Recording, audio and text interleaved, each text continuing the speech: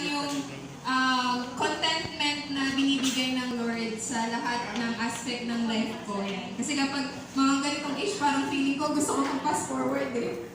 Parang gusto mo, ganito na yung ma-achieve mo in life, meron ka ng ganito. Pero in reality talaga, hindi pala siya ganun. So, thankful ako sa Lord sa binibigay niyang contentment sa akin. So, yun lang, nagpapasalamat ako sa Lord.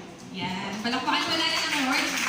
Meron pa po ba gustong mag-share ng kanyang, parang may birthday girl ngayon.